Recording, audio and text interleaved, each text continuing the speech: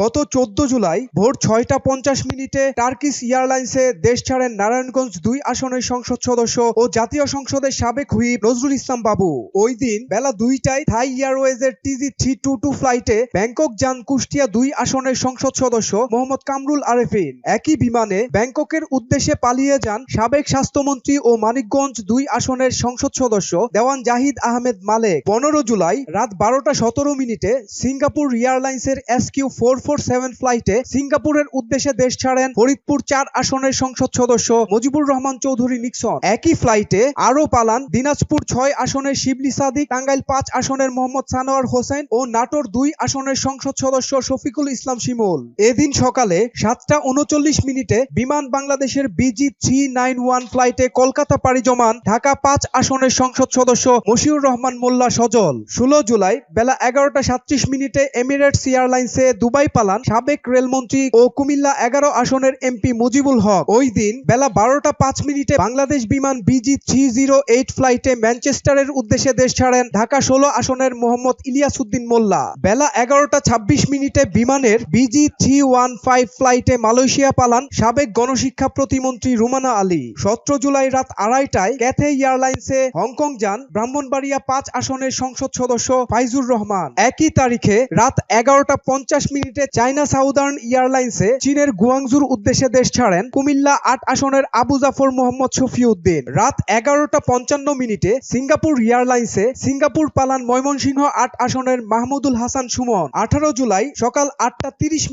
বাংলাদেশ বিমানের BG584 ফ্লাইটে সিঙ্গাপুরে পলায়ন করেন সাতক্ষীরা ৩ আসনের MP ও সাবেক স্বাস্থ্যমন্ত্রী AFM রুহুল হক। বিসিবির প্রেসিডেন্ট, ক্রীড়ামন্ত্রী ও কিশোরগঞ্জ ৬ আসনের MP নাজমুল হাসান পাপন গত ২০ জুলাই বেলা ১২টা ৫৫ শ্রীলঙ্কান এয়ারলাইন্সে দেশ ছাড়েন। ২৫ জুলাই বেলা ১২টা ১০ ব্যাংককের উদ্দেশ্যে দেশ ছাড়েন কুমিল্লা ৫ আসনের MP AM তাহের। ওই দিন দুপুর ১টা ৫৫ ব্যাংককে যান ময়মনসিংহ ৭ আসনের ABM আনিসুজ্জামান। বিকাল ৬টা ১০ এমিরেটস এয়ারলাইন্সে করে কানাডার উদ্দেশ্যে দেশ ছাড়েন সংরক্ষিত নারী আসনের নীলুফার আঞ্জুম। সন্ধ্যা ৭টা ৪৮ এমিরেটস এয়ারলাইন্সে করে কানাডা পালান অর্থ প্রতিমন্ত্রী ওয়াসিকা আয়েশা খান। ২৬ জুলাই ভোর ৫টা ২০ কাতার এয়ারলাইন্সে গ্রিসে পালান কুমিল্লা ৪ আসনের আবুল কালাম আজাদ। সাবেক উপমন্ত্রী আব্দুল্লাহ আল ইসলাম জ্যাকব ২৭ জুলাই সন্ধ্যা ৭:৩০ এমিরেটস এয়ারের EK587 ফ্লাইটে দুবাইয়ের উদ্দেশ্যে দেশ ত্যাগ করেন। আলোচিত পররাষ্ট্রমন্ত্রী ডক্টর হাসান মাহমুদ চৌধুরী ২৮ জুলাই ২টায় এমিরেটস এয়ারে নেদারল্যান্ডসের হেগে যান।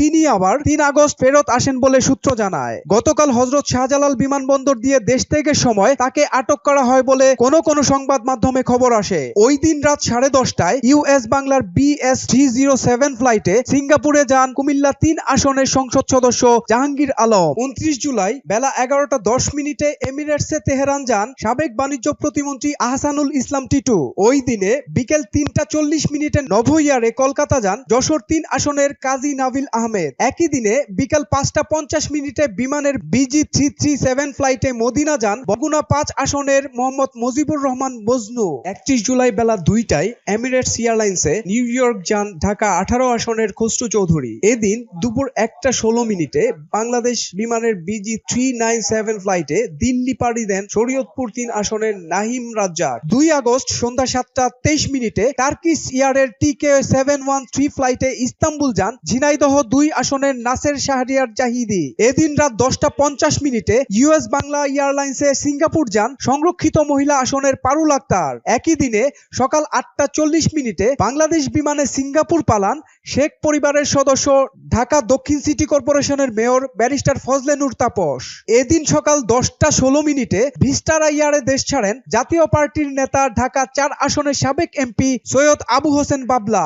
একই দিন সকাল ৮টা ৩০ বাংলাদেশ বিমানের BG584 ফ্লাইটে সিঙ্গাপুরের উদ্দেশ্যে দেশ ছাড়েন সাবেক অর্থমন্ত্রী আবুল হাসান মাহমুদ আলী। ৪ আগস্ট বেলা ১২টায় বাংলাদেশ বিমানে ঢাকা ছাড়েন নেত্রকোনা ৪ আসনের সাজ্জাদুল হাসান। ৫ আগস্ট রাত ১২টায় সিঙ্গাপুর এয়ারে সিঙ্গাপুর গেছেন সাবেক অর্থমন্ত্রী আ.হ.ম মোস্তফা কামাল। একই দিন রাত ২টা ৩৫ মালয়েশিয়ান এয়ারলাইন্সে মালয়েশিয়া